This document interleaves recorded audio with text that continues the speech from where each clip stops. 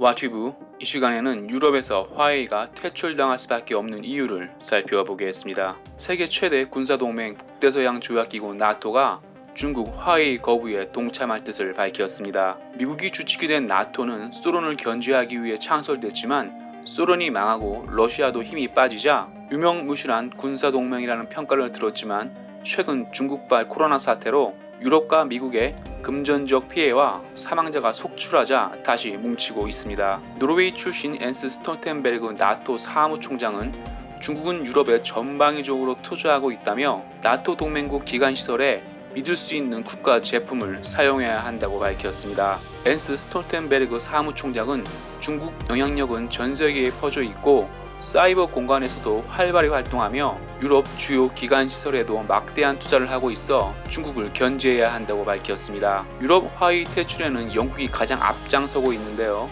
중국발 코로나 사망자가 4만 명이 넘어가고 보리스 존슨 총리까지 코로나 전염병에 걸려 중국에 화가 잔뜩 나 있는 영국은 핵심 부품은 화웨이를 사용하지 않겠다고 밝혔는데요. 영국 정보통신본부 제레미 플레밍 본부장은 동맹국 미국이 주장하는 중국은 화웨이를 이용해 정보를 취합하는 의견에 동조한다는 뜻을 밝혔습니다. 미국은 유럽 나토 동맹국의 안보 위험 이유로 화웨이를 사용하지 말 것을 권유했지만 유럽은 가격 경쟁력이 월등한 화웨이를 선택했습니다. 하지만 중국발 코로나 사태로 중국 실체를 알아버린 유럽은 군사동맹 나토를 앞장세워 중국 화웨이 퇴출에 의견을 모으고 있습니다. 유럽연합 중국 화웨이 퇴출은 유럽 나토국 방위비 인상 문제도 포함되어 있습니다. 그동안 영국을 제외한 유럽은 미국과 군사동맹이란 이유로 솔직히 안보는 거의 무임승차했습니다. 영국을 제외한 유럽은 미국과 맺은 군사동맹 이후 죽고 사는 안보 문제보다 먹고 사는 경제 문제에 집중하며 GDP의 2%도 안 되는 금액만 국방비로 사용하고 나머지는 먹고 사는 문제 해결에 사용했습니다.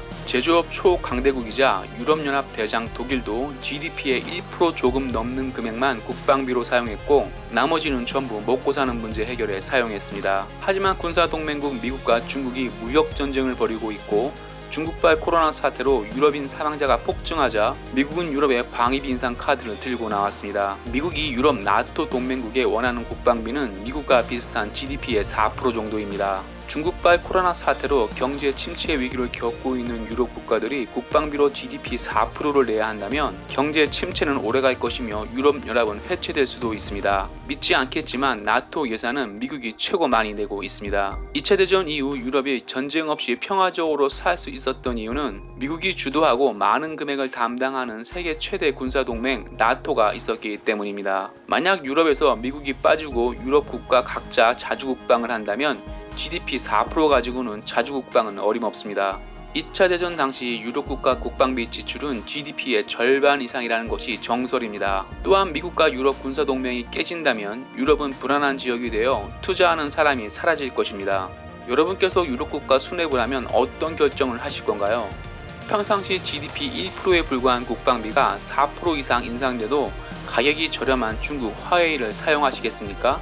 유럽 평화의 1등 공신 미국이 군사동맹과 국방비 인상 카드로 유럽 내 화웨이 퇴출을 원한다면 유럽연합도 화웨이를 퇴출할 수밖에 없을 것입니다.